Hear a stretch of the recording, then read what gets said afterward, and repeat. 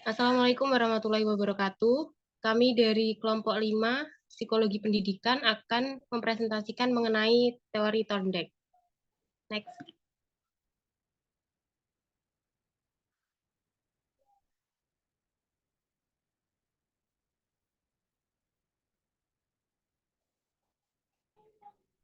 Adapun anggota kelompok 5, yang pertama ada saya sendiri, Widi Lestari, dengan 3 NIM terakhir 006, Nur Saada Asih dengan 3 NIM terakhir 037, dan Rian Dika Davis Kurnia Putra dengan 3 NIM terakhir 063. Next.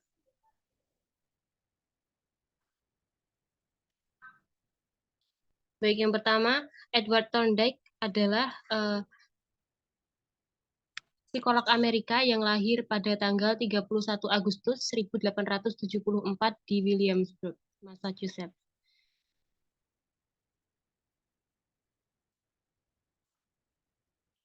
Kemudian teori Thorndike disebut juga dengan teori penyerapan yang menghubungkan antara stimulus dan respon yang dikenal dengan teori koneksionisme. Teori ini menyatakan bahwa perilaku setiap makhluk hidup merupakan hubungan antara stimulus dan respon. Thorndike juga menyatakan bahwa belajar merupakan peristiwa terbentuknya asosiasi-asosiasi antara peristiwa-peristiwa yang disebut stimulus dengan respon.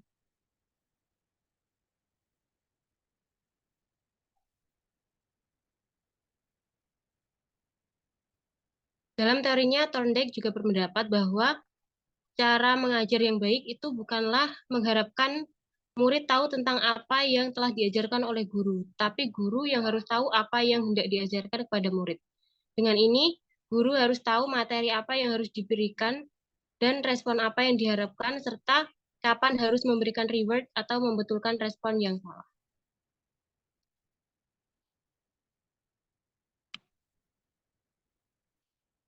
Teori Thorndike ini juga disebut juga next.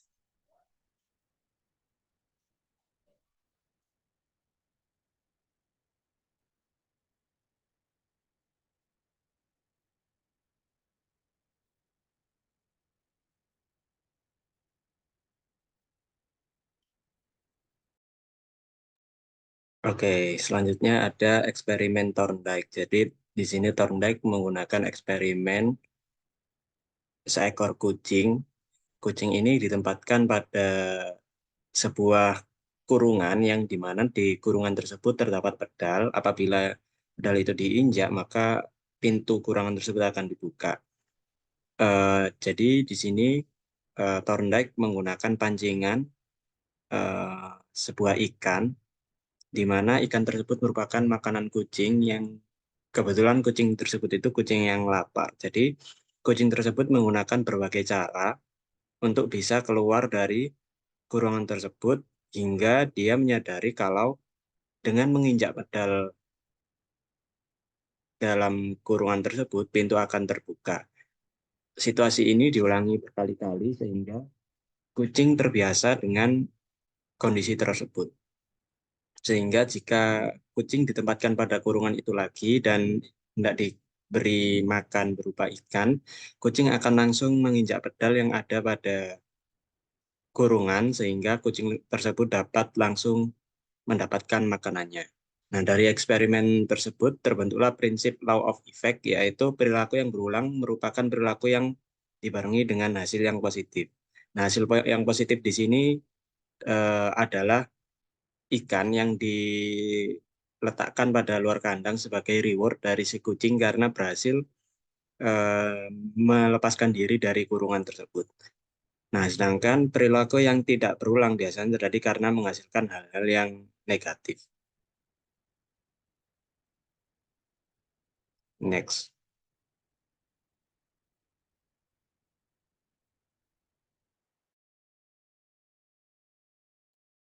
Baik, di sini ada beberapa prinsip utama dari teori Thorndike yang meliputi yang pertama ada law of readiness atau hukum kesiapan. Menurut hukum ini, hubungan antara stimulus dan respons akan mudah terbentuk manakala ada kesiapan dari diri individu. Implikasi dari hukum ini adalah keberhasilan belajar seseorang sangat tergantung dari ada tidaknya kesiapan. Kemudian yang kedua, law of exercise atau hukum latihan. Nah, pada hukum ini menjelaskan kemungkinan kuat dan lemahnya hubungan stimulus dan respons. Hukum ini menunjukkan bahwa hubungan stimulus dan respons akan semakin kuat manakala terus-menerus dilatih atau diulang. Sebaliknya, hubungan stimulus respons akan semakin lemah manakala tidak pernah diulang, maka akan semakin dikuasailah pelajaran tersebut. Kemudian yang ketiga adalah law of effect atau hukum akibat. Nah, hukum ini menunjukkan pada kuat atau lemahnya hubungan antara stimulus dan respons tergantung pada akibat yang ditimbulkan. Apabila respon yang diberikan seseorang mendatangkan kesenangan, maka respons tersebut akan dipertahankan atau diulang. Sebaliknya, apabila respon yang diberikan mendatangkan atau diikuti oleh akibat yang tidak disukai, maka respon tersebut akan dihentikan dan tidak diulang kembali.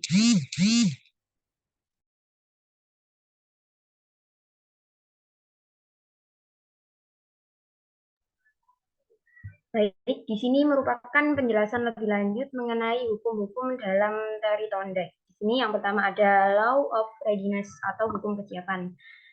Ada 3 poin utama dari hukum kesiapan ini. Yang pertama, apabila individu memiliki kesiapan untuk bertindak, maka akan diperoleh kepuasan. Yang kedua, apabila individu memiliki kesiapan untuk berperilaku atau bertindak, tetapi tidak melakukannya, maka dia akan kecewa. Kemudian yang ketiga, apabila individu memiliki kesiapan untuk berperilaku atau bertindak, apabila individu tidak memiliki kesiapan dan dipaksa untuk melakukannya, maka akan menimbulkan keadaan yang tidak memuaskan. Jadi di sini dalam teori Thorndike di hukum kesiapan ini, hukum ini mengajarkan bahwa dalam memberikan respon, subjek harus siap dan disiapkan. Stimulus tidak akan direspon atau responnya akan lemah jika pelajar atau siswa belum siap. Di sini, ini dalam penerapannya bisa kita lihat ketika ujian. Misal, ketika siswa sudah siap untuk menghadapi ujian, maka hasil yang diperoleh siswa tentu akan selaras dengan kesiapannya. Maka siswa akan kemungkinan mendapat nilai yang bagus. Sedangkan apabila siswa sudah siap, tapi ujian tiba-tiba dibatalkan, maka mungkin siswa akan mengalami rasa kecewa karena persiapannya sudah dilakukan, tetapi tidak diterapkan dalam ujian. Kemudian yang ketiga, jika siswa belum siap menghadapi ujian, kemudian dipaksa atau diharuskan untuk melakukan ujian, maka nilai yang diperoleh siswa kemungkinan akan tidak begitu tinggi. Kemudian yang kedua ada hukum Law of Exercise atau hukum latihan. Di sini ada 2 poin utama dari Law of Exercise. Yang pertama ada the law of use dan yang kedua ada the law of disuse. Untuk the law of use, di sini hubungan antara stimulus dan respon akan semakin kuat jika sering dilatih atau digunakan. Kemudian the law of disuse artinya hubungan antara stimulus dan respon akan semakin berkurang apabila jarang atau tidak dilatih. Jadi di sini hubungan antara stimulus dengan respon akan semakin bertambah erat jika sering dilatih atau sering digunakan. Dan akan semakin berkurang apabila jarang atau tidak pernah dilatih. Kemudian hukum ini menyatakan bahwa respon terhadap stimulus dapat diperkuat dengan seringnya respon itu dipergunakan. Hal ini menghasilkan implikasi bahwa praktik, khususnya pengulangan dalam pengajaran adalah penting dilakukan. Jadi ketika suatu materi atau suatu latihan jika diulangkan terus-menerus kepada siswa, maka siswa akan lebih mampu untuk mengerjakan soal tersebut daripada jika suatu materi jarang diajarkan kepada siswa, jarang disentuhkan ke siswa, maka siswa akan merasa asing dengan materi tersebut, sehingga kemampuan siswa dalam memahami materi tersebut akan semakin berkurang. Kemudian yang ketiga, di sini ada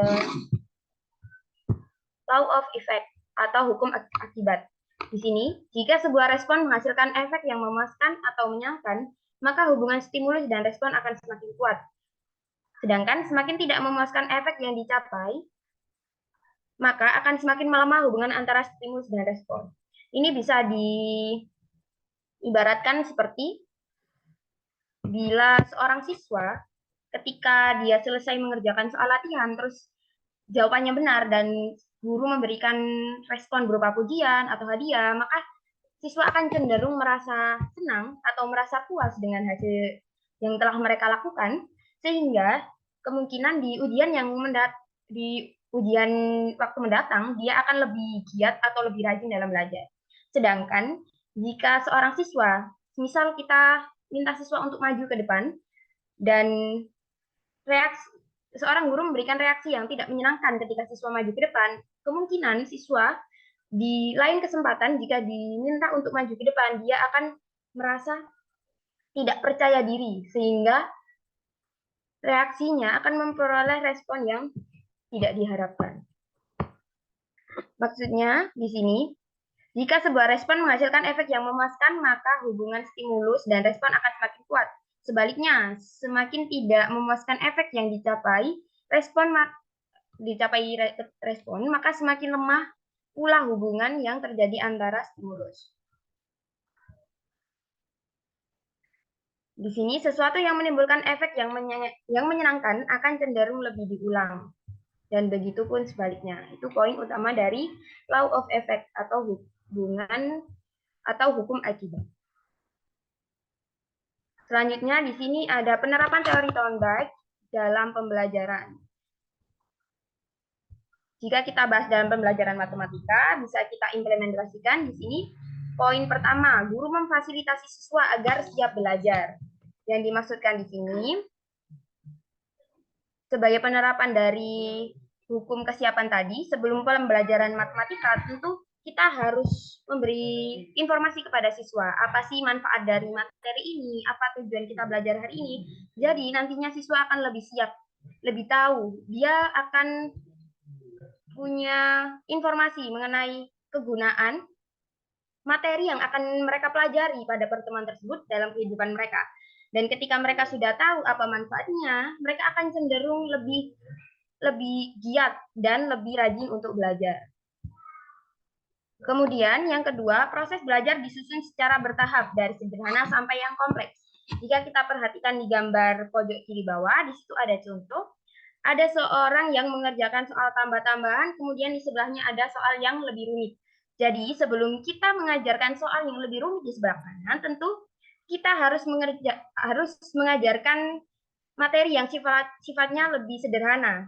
Yang kemampuan tersebut nantinya akan diperlukan ketika menyelesaikan masalah yang lebih kompleks.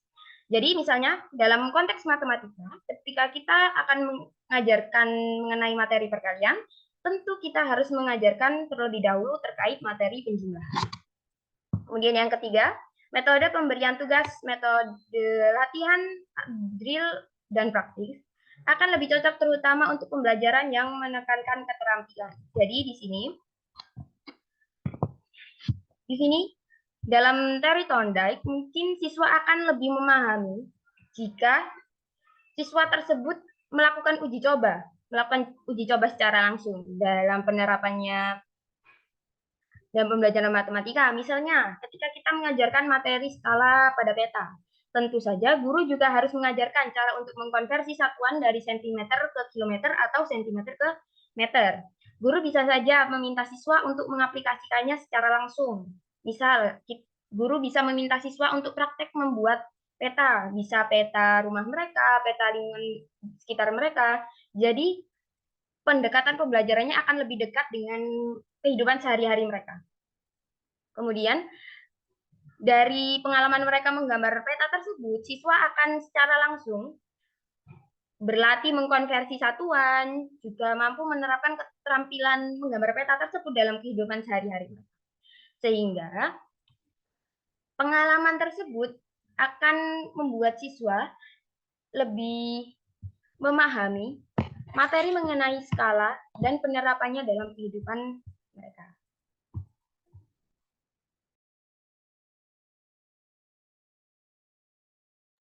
Baik, selanjutnya adalah kelebihan dari teori Thorndike.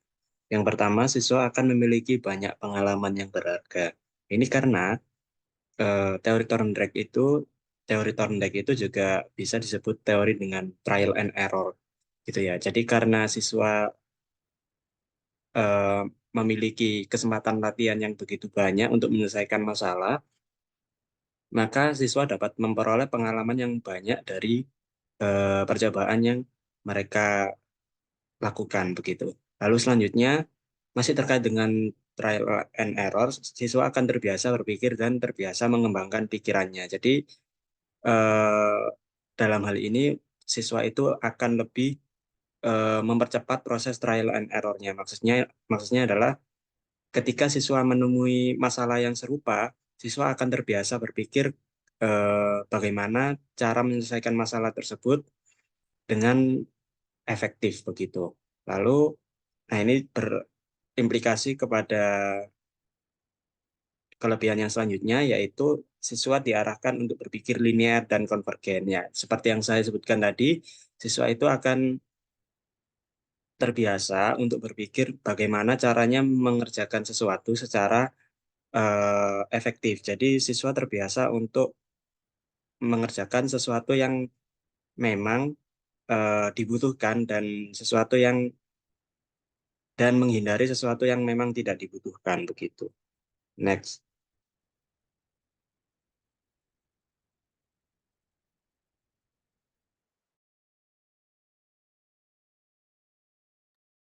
Baik, di samping kelebihan teori Thorndike, juga terdapat kekurangan dari teori ini. Yang pertama, ada keterbatasan percobaan pada hewan untuk perilaku manusia.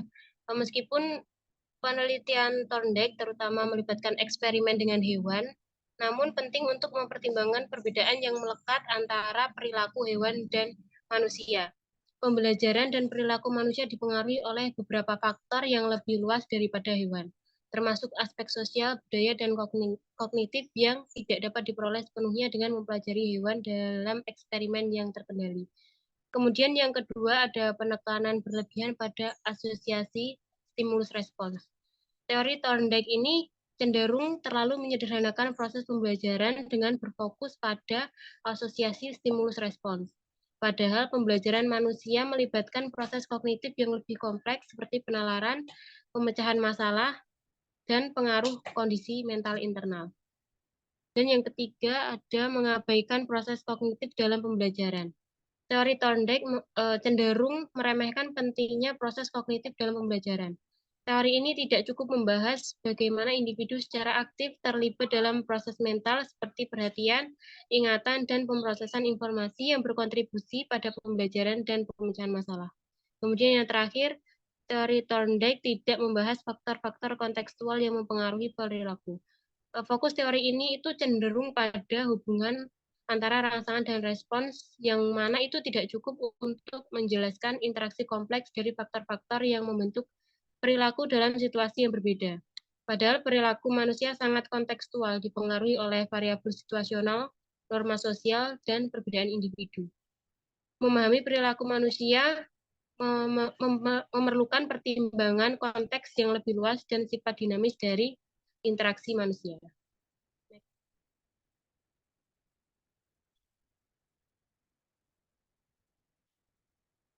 Berikut referensi yang kami gunakan. Baik, sekian presentasi dari kelompok kami. Kami mohon maaf bila ada salah-salah kata. Terima kasih dan wassalamualaikum warahmatullahi wabarakatuh.